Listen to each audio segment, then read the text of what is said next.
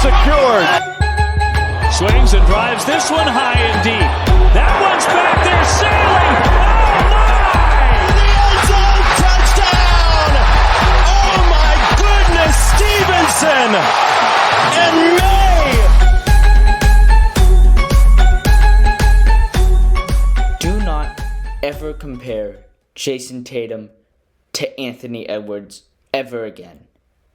In 8 straight matchups, JT leads Ant in points, rebounds, wins, net rating, and is only 1 assist shy of Ant-Man. Hello, and welcome in to your Celtics source, home of your 25-9, second place Boston Celtics.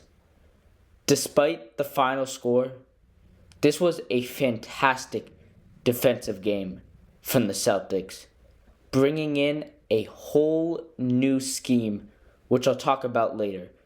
But the defense actually started right from opening tip, with Jayson Tatum guarding Anthony Edwards in the absence of Jaylen Brown and Kristaps Porzingis. Right? Jaylen Brown missing the game for a shoulder soreness that he picked up, I guess, against the Raptors, and was sort of a late game scratch. And then, of course, we know KP out with that same ankle injury that he's been dealing with sort of ever since he's come back. That left ankle. Different from the one he had over the surgery he had over the summer. But hopefully he can be back later on this road trip. Anyway, the Celtics have actually not had their top 8 since November 29th, which I believe is when KP came back. Anyway, right? The Wolves get off to a hot start from 3. Not Anthony Edwards. Jayson Tatum had him locked up. And they were sort of forcing him to go left, they were stopping him from going left. And apparently, Ant loves to go left, and he couldn't get anything to go from that right side. So good work from them, but the role players for the Wolves just could not miss in the opening minutes of the game, right? Ant would sort of kick it out, and we were double. I'll talk about how the Celtics were playing defense, right?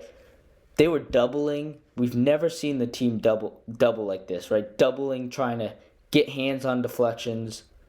And sort of because of this, they were leaving a couple guys open, and they were just making them pay. But when we did get a deflection, I mean, the Celtics had easy points down the other end. So, I mean, right? I love this way that they're playing. I think this defense will work. They can just figure out how to sort of time it right so the guys aren't wide open on a 1 or 2 passes. But getting deflections, right? That's what OKC does, and they're the best defensive team in the league right now. So anyway, right?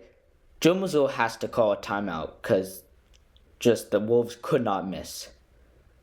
And sort of coming out of the timeout, Randall's cooking from like a mid-range sort of area. Sort of he goes off 10 points in that first quarter, I believe he had. So, right? A little bit earlier than you would have thought, Joe Mazzulla has to sub in Pritchard and Hauser, get some energy going, and just like that, Hauser gets them back in the game.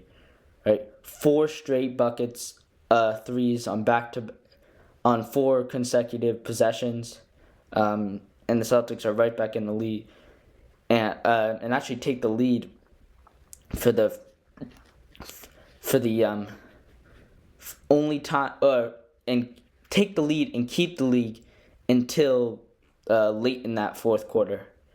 But anyway, Neemias Queta actually comes in to sort of guard Rudy Gobert, give Al Horford a break.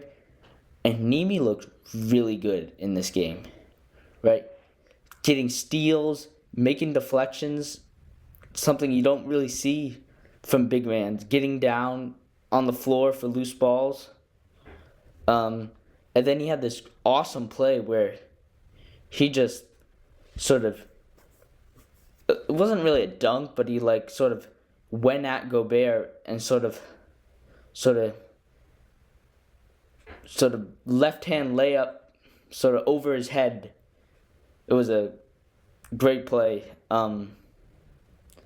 Right? I mean, Nimi looked good against Anthony Edwards when he was switched on the perimeter as well. Rudy is, when the Wolves are playing, it's basically a 4-on-5 because Rudy is just not an offensive player. And then on defense, I mean, just cake for the Celtics when you just put him in a matchup, have Jayson Tatum ISO against him. I mean, couple step back threes over his head, and then an awesome play where he just sliced it and cooked him up for an easy drive to the basket. Sort of, I don't even know if it's not really breaking his ankles, but I mean, he was just flying around out of control out there. And I mean, the Celtics, they hold Minnesota to 16 points in that second quarter. Well, they scored, I think it was 35. So, and that's not just the offense, right? The defense, I mean, the deflections. It was a zone defense when they were doing deflections. They would play zone, and two guys would come over and double, and they'd make a bad pass. Jayson Tatum had a couple of steals that way. And then it's like a 13-point lead at the half, something like that. And JT goes nuclear in the third, as we've sort of been accustomed to lately. Right?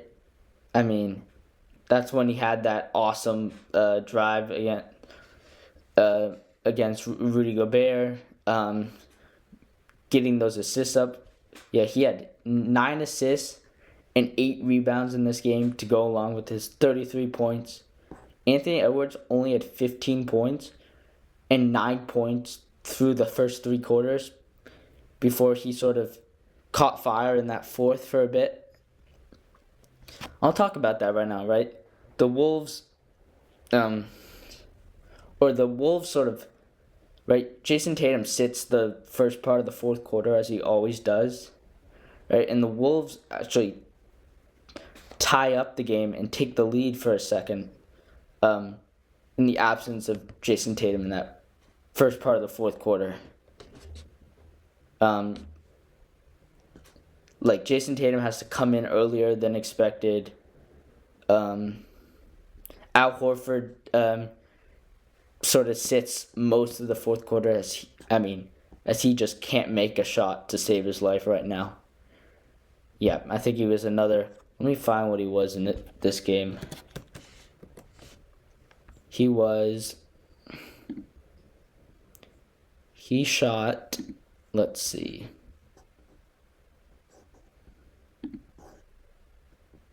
He shot. Yep, 1 for 5 from 3. Wasn't that bad. He went 1 for 10 against the Raptors the game before. And I think it was like 1 for 16 against who was it the game before against the Pacers. Anyway, right? The Wolves tie it up. Jayson Tatum comes in, and then it's really just a dogfight to the end. Sort of both teams making plays. And it comes down to one final shot. Right? The Celtics have a 3-point lead, couple seconds left. It's an inbound play, and sort of Ant gets off a great shot. Right? The whole game, they haven't been letting him go to his left. And then for this one shot, they let him go to his left. And he gets a wide open 3-point look. And he can't make it fall. sort of same way it ended the last game. Last time the Wolves and the Celtics matched up back in November. If we remember, I think Naz Reid had that last shot that he didn't get off in time, but it seemed like at the time an open shot that he got that he just missed. Anyway, really, I would say the deciding point of that game was not actually that missed shot. It was actually a layup from Anthony Edwards. The Ant just smokes. Right, just misses it after dicing up. I think it was Keita on the perimeter. Keita gets Ant gets right by Keita, and Tatum is over sort of defending. I think it was Gobert in the corner. I don't know why Gobert was out there, given that he's not a shooter. But Gobert clears the paint, I guess, for him. Anthony Edwards gets right in, and he just misses the layup. I don't even know. This was a bad miss. So I don't even know how you did that. You do that like that. But I guess we'll sort of look ahead here. The Celtics, tough road trip here for the Celtics. We have the Rockets tonight. We have the Thunder, the Nuggets, and then we're home for a couple days, and then we go right back out to the West Coast for another tough trip against the Warriors, Lakers, Clippers. So I think they have 7. I think it's 10. Yeah, 10 of their 13 games are on the road here in January. Sort of, people were talking about this earlier. The way the NBA Cup worked out in their sort of preseason trip to Abu Dhabi, they had a lot of easier games and home games in the first part of the season, and now they're sort of going out west for these harder trips. So if the Celtics can go 3-1 on this trip, I'll take that, especially after how they've been playing lately.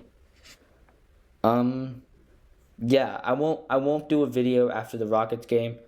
I'll do one after Thunder. Please like and subscribe, as well as follow the show on social media. A brand new series coming out about the Boston Red Sox called Extra Innings Idiots. So I'll be doing that with my friend Daniel. Every couple of weeks there'll be a new episode.